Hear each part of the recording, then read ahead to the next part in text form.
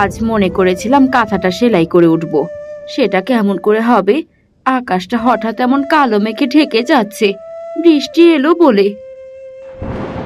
মা, তাড়াতাড়ি জ্বালানি আর মুরগিগুলো তুলে ফেলি। তুমিও আমার সাথে আসো।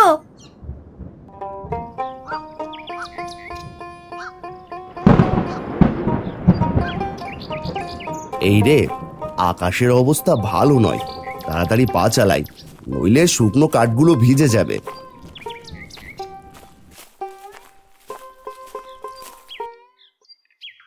মহাজন, অনেক কাঠ কেটেছি, এদিকে বৃষ্টি আসতে পারে যে কোনো সময়। এই আপনার কাঠগুলো, তাড়াতাড়ি টাকাটা দেন, বাড়ি ফিরি। বলি, কাজ করতে এত কষ্ট কিসের হয় শুনি? এত তাড়াহুড়ো করছিস কেন? বর্ষাকাল, বৃষ্টি তো হবেই। না মানে, যেভাবে বেশ কয়েকদিন বৃষ্টি হচ্ছে, না জানি বানের জল কখন ভেসে আসে। ঘরটা সারাবো ভাবছি, আর এখন বাড়িতে কিছু বাজারও করে রেখে দিতাম। কাজ করলে কর, না করলে যা দেখি। আমি এখন টাকা দিতে পারবো না, তাড়াহুড়ো করে আমি কোনো কাজ করি না।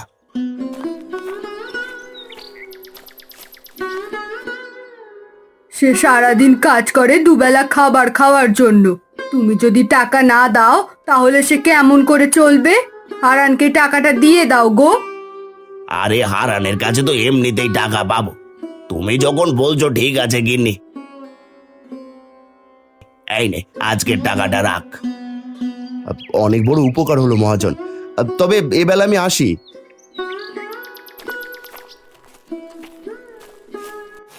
তখনই বৃষ্টি শুরু হয়।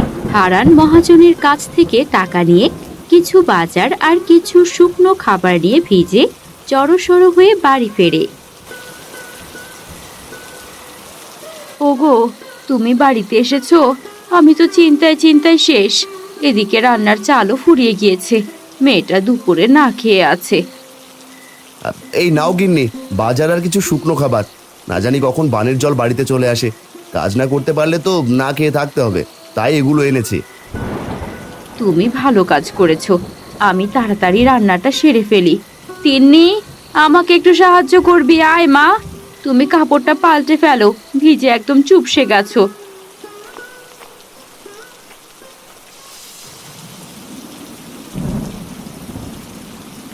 মা, জাল তো বারবার নিভে যাচ্ছে বাতাসের জন্য।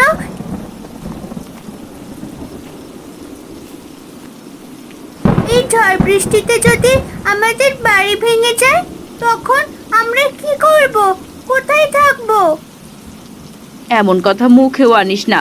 দাঁড়া, রান্নাঘরের জানালায় চারিপাশ দিয়ে একটা কাপড় দিয়ে দেই, তাহলে রান্নাঘরে বাতাস কম আসবে।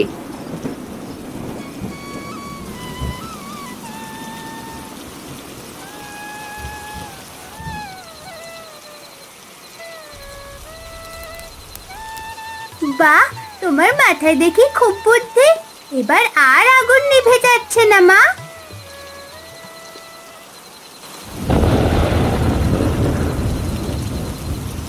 কি করি বলো দেখি, বৃষ্টির জল তো কমই হচ্ছে না, এদিকে বাড়িতে অল্প কিছু খাবার আছে। এমন চলতে থাকলে তো দুদিন পর থেকে না খেয়ে থাকতে হবে। বানের জলে গ্রাম তলিয়ে যাবে মনে হচ্ছে। গিন্নি, আমি কাল মাঠে গিয়ে দেখে আসবো আমাদের ধানের কি অবস্থা। বিধাতার কাছে একটাই চাওয়া, বানের জলে আমাদের ধান যেন ডুবে না যায়। ঋণ করে ধান করেছো, ধান তলিয়ে গেলে ঋণ কেমন করে শোধ করবে? বাবা, এখন খেয়ে নাও তো, কাল সকালে গিয়ে দেখে এসো।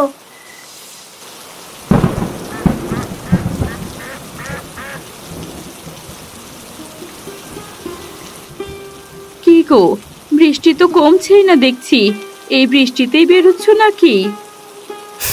কি আর করব, যাই দেখে আসি শেষ সম্বলটুকু আছে নাকি।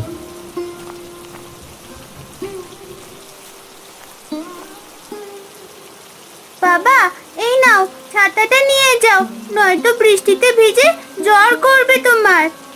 তুই ঠিকই বলেছিস। গিন্নি, তাহলে আমি গেলাম।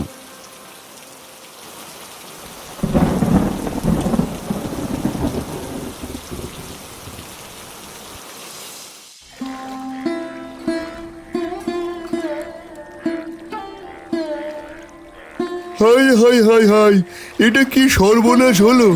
2 দিনে সমস্ত মাছ ডুবে গেল। কত কষ্টের ফসল সব যে শেষ হয়ে গেল। আরে বাপু, তুমি এমন করে কাঁদছো, মনে হচ্ছে তোমার একার ফসলই নষ্ট হয়েছে। সারা বছর কি খাবো সবাই? সকল তরি তরকারি, ধান পাট সব যে ডুবে গেছে। এবার সব জিনিসের দাম বেশি হবে। তোমাদের তো দিন ভালো কাটে, আমার যে সংসারই চলে না। আমি কেমন করে স্ত্রী সন্তানের মুখে ভাত জোটাবো বলো দেখি। কি আবার বৃষ্টি শুরু হচ্ছে? শুনলাম এবার বানের জলে গ্রামটা ডুবে যেতে পারে। তোমরা সবাই সাবধানে থেকো। কি বলছো তুমি ভাই? তাহলে তো গ্রাম থেকে সবাই চলে যাবে। আমাদের তো যাবার মতো তেমন কোনো জায়গাও নেই। তাহলে কি হবে? বৃষ্টি একটু কম হলে আমি শহরে আমার বোনের বাড়িতে চলে যাব। তোমরা এই গ্রামে পৌঁছে মরো বাপু। বৃষ্টি জোরে আসছে, আমি বাড়ি গেলাম। এই গরিবের কষ্ট তো কেউ বোঝে না। দেখলাম তোমার ভাই নতুন ঘর করেছে, তোমরা না হয় সেখানে গিয়ে থাকো হারান ভাই। আমি গেলাম গো। যে যার মতো বাড়িতে চলে যায়। হারান কিছুক্ষণ তার ডুবে যাওয়া ধানি জমির দিকে তাকিয়ে থাকে।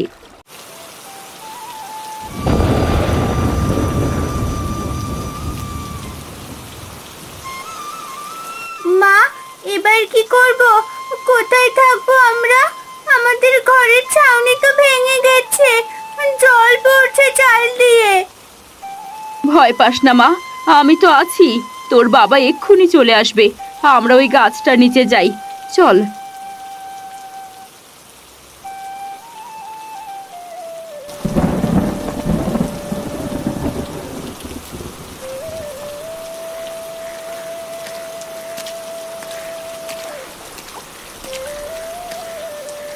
কি হলো গো গিন্নি? এই বৃষ্টিতে গাছের নিচে দাঁড়িয়ে এভাবে ভিজছো কেন? High high high high high, আমার শেষ আশ্রয়টুকুও ভেঙে গেল। ফসল সব জলের নিচে, কি করবো এবার?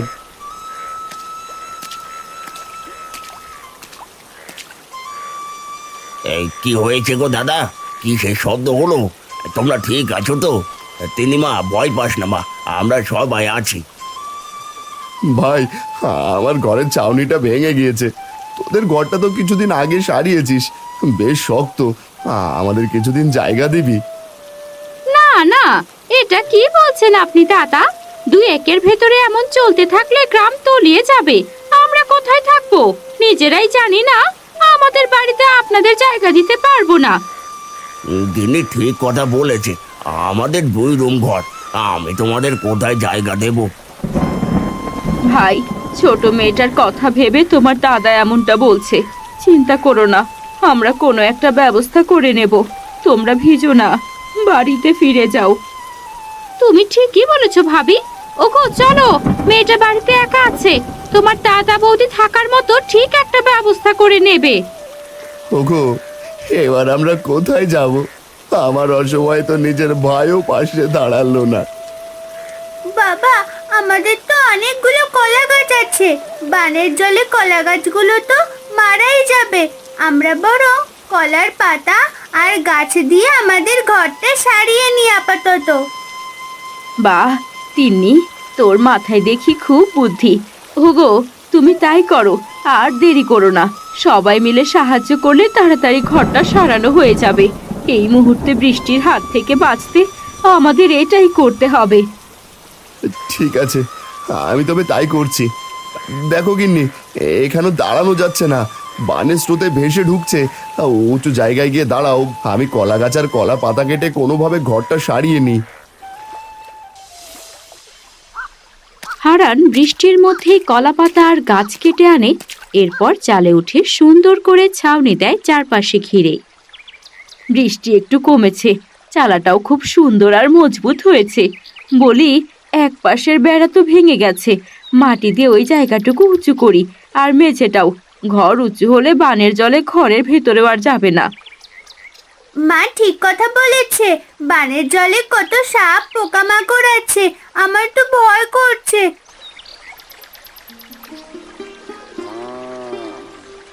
ওই দেখো মা, অনেকেই গ্রাম থেকে চলে যাচ্ছে।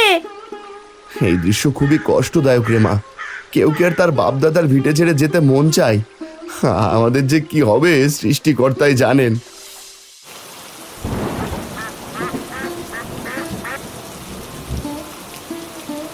গিন্নি, ঘরে যে শুকনো খাবার ছিল সেটাও শেষ। আমি কলা গাছের বেলা দিয়ে মহাজনের বাড়ি যাচ্ছি।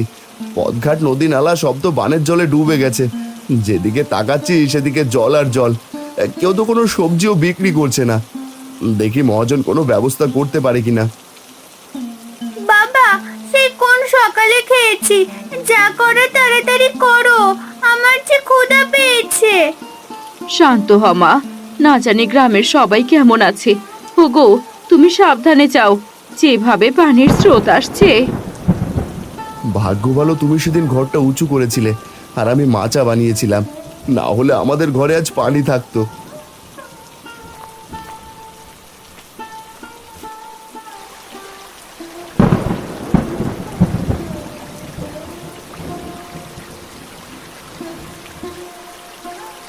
সেই সকাল থেকে বানের জলে মাছ ধরছি, কিন্তু মাছ পেলাম না। বাড়িতে সবাই না খেয়ে আছে, কি যে করব। এ কি ভাই, বানের জলে মাছ কেমন করে পাবো? সারা গ্রামে জল, মাছ না জানি কোথায় আছে। এই জলে মনে হয় না মাছ পাবো। তাহলে কি করব ভাই? কাছে যে টাকা ছিল তা শেষ। কোনো সবজি ডাল কিছুই তো পাওয়া যাচ্ছে না, সমস্ত ফসল জলে ভেসে গেছে। চলো তুমি আর আমি মহাজনের কাছে গিয়ে দেখি তিনি কি ব্যবস্থা করেন। আমার ভেলায় উঠে এসো। দাঁড়াও হারান্দা, জালটা ওই গাছের ডিবায় রেখে যাই। এমনি না খেয়ে মরছি, তোরা আবার এখানে এলি কেন? শোন, আমি কিন্তু কোনো টাকা দিতে পারবো না, আগেই বলে রাখলাম। বরং হারানের কাছে যে টাকা পাবো সেটা আজ নিতে যেতে চাইছিলাম। কি বলছেন মহাজন? আমার কাছে টাকা থাকলে কি আপনার কাছে আসতাম? মহাজন, দয়া করে আপনার টাকা এখন চাইবেন না। সব ধান বানের জলের নিচে, বাড়িতে মেয়েটা না খেয়ে আছে। হায় হায় হায়, আমার পায়ে কি যেন জড়িয়ে আছে। হ্যাঁ, বাঁচাও বাঁচাও, কেউ আমাকে বাঁচাও, আমার খুব ভয় করছে। শান্ত হন মহাজন, একটা সাপ আপনার পাটা পেঁচিয়ে রেখেছে, নড়লেই কামড় দেবে। হারান একটা বড় কাপড় এনে সাপটার মাথাটা ধরে ফেলে। এই বানের জলে আমরা মানুষরা এমনিতেই বহু কষ্টে আছি, আমাদের মারিস না, চলে যা। দেখেছেন মহাজন, যে মরে গেলে আপনার আসে যায় না, সেই আপনাকে আজ বাঁচালো। হারান ভাই, এখানে থেকে লাভ নেই, বাড়িতে সবাই না খেয়ে আছে। দেখি কোনো রকমে খাবার জোগাড় করতে পারি নাকি। হারান, তুই আমার জীবন বাঁচালি। তোকে আমি খাবারের ব্যবস্থা করে দিতে পারবো না, কারণ আমার বাড়িতেও শুকনো খাবার ছাড়া তেমন কিছু নেই। তবে তোর কাছে যে টাকা পাই সেটা আমাকে কিছুদিন পরে দিস, সুদ দিতে হবে না। এইগুলো তুই নিয়ে যা, তোর মেয়ের কিছুটা হলেও পেট ভরবে। বড় উপকার করলেন আমাকে মহাজন, আজ আসি তবে। কি গো, খাবারের ব্যবস্থা করতে পারলে? তোমার মুখে এমন চিন্তার ভাঁজ কেন? এই অল্প কিছু শুকনো খাবার ছাড়ার কোনো ব্যবস্থা করতে পারিনি। তিন্নিমা, তুই এই খাবারগুলো খা।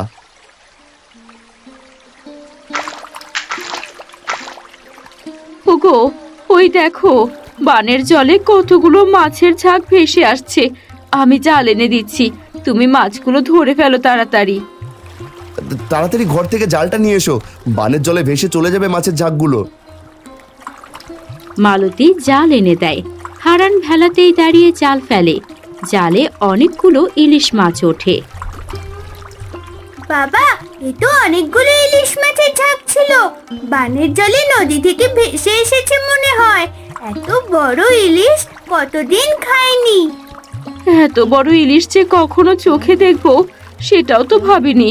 ওগো, ইলিশগুলো সব একটা বড় পাত্রে রাখতে হবে।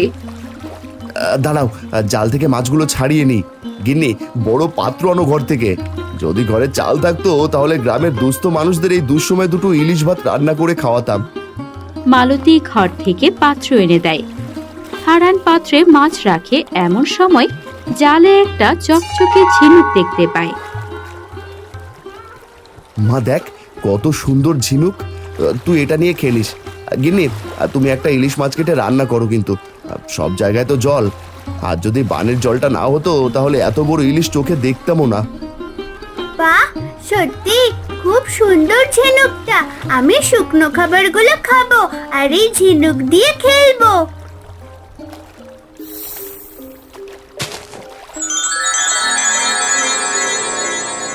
ওগো, এত আলো কোথা থেকে আসছে? ওই তো ঝিনুক থেকে আসছে। কি আছে ওই ঝিনুকের ভেতরে? ভয় পেও না, আমি একটা পড়ি। খেলতে খেলতে এই ঝিনুকের ভেতর আটকা পড়ি। এরপর কিছুদিন নদীর জলে ছিলাম।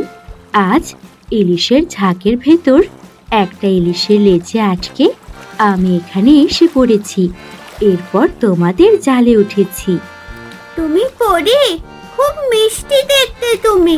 আমার পরি দেখার খুব ইচ্ছা ছিল। তুমিও খুব মিষ্টি। আজ পানের জলে ইলিশ ভেসে না এলে আমি হয়তো মুক্তি পেতাম না। তোমরা আমাকে মুক্ত করেছো, বলো তোমাদের কি চাই? এখনো যদি এমন বানের জল আসে তাহলে তো গ্রাম ডুবে যাবে। তার উপর আকাশের বৃষ্টি তো আছেই। গ্রামের সকলে না খেয়ে আছে। আজ অনেকগুলো ইলিশ পেয়েছি। তুমি যদি কিছু চালের ব্যবস্থা করে দিতে। বেশ, তবে তাই হোক।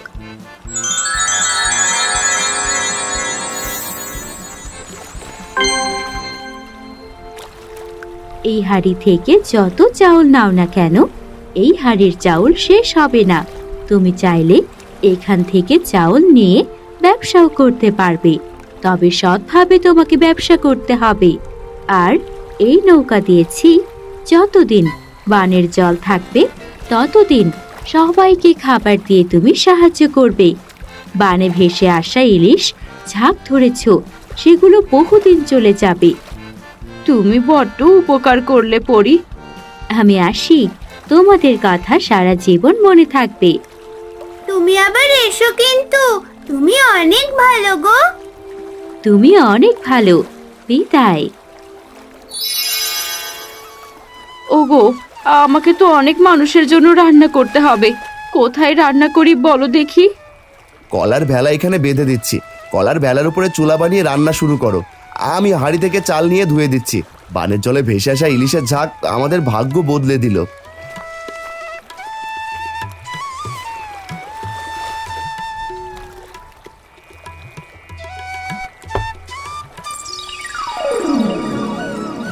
পরির কথা মিথ্যা নয় বাবা, দেখেছো? মা, আমিও সাহায্য করছি। আজ বেগুন দিয়ে ইলিশ রান্না করো। টাটকা ইলিশের সাথে বেগুন ভাজা বেশ জমবে।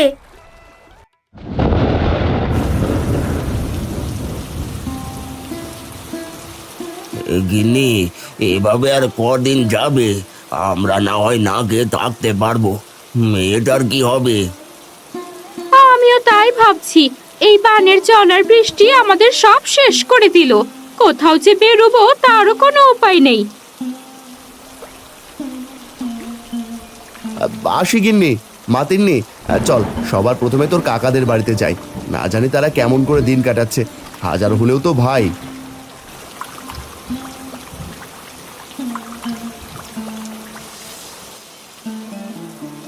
ওকে কাকা, তুমি কাকির পাশে এমন করে বসে আছো কেন? কাকির কি শরীর খারাপ? আর বলিস না, ক্ষুধা সহ্য করতে না পেরে তোর কাকি জ্ঞান হারিয়ে ফেলেছিল। মাত্রই জ্ঞান ফিরল। বৃষ্টি বাদলে তো কোনো কাজ নেই, রান্নার জায়গা নেই, সব জায়গায় তো জল উঠে গেছে। চিন্তা করিস না, বানের জলে ইলিশ ভেসে যাক, সেই ইলিশ ধরে তোদের রান্না করে এনেছি। তাড়াতাড়ি খেয়ে নে দেখি। আপনাদের কত অপমান করেছি, তবু অসময়ে পাশে এসে দাঁড়ালেন। আপনাদের কাছে চিরঋণী হয়ে রইলাম ভাই।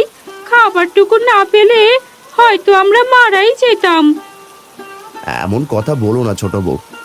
আচ্ছা আজ আসছি। চল মা, সময় মতো খাবার পাবে তোমরা। মা লাবণী, খেয়ে নিস।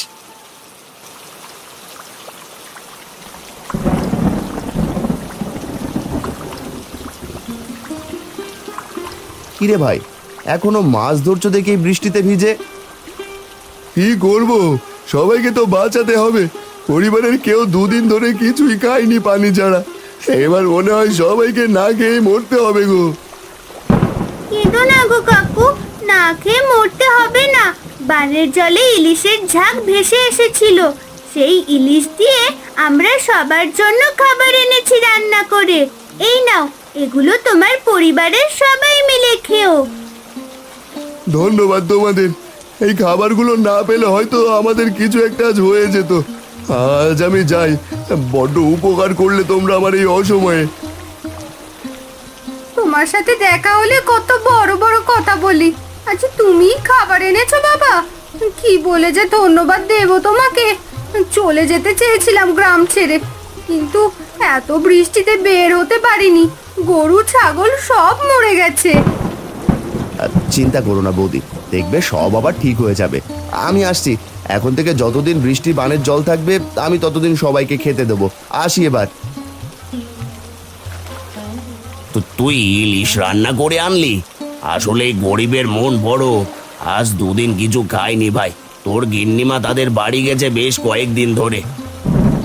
বিপদে আপদে মানুষ মানুষের পাশে দাঁড়াবে, এটাই তো নিয়ম মহাজন। আপনি কত সময় কত কটূক্তি করতেন, আমি কিছু মনে করিনি। আজ আপনাকে এই দুর্দিনে সাহায্য করতে পেরেছি, এতেই আমি ধন্য। তোর উপর আজ আমি অনেক খুশি হয়েছি। সত্যিই তুই মহৎ। এই জন্যই তো বলি, আমার বাবার মতো আর কেউ হয় না। আমার বাবা আমার হিরো। পাগলি মেয়ে আমার।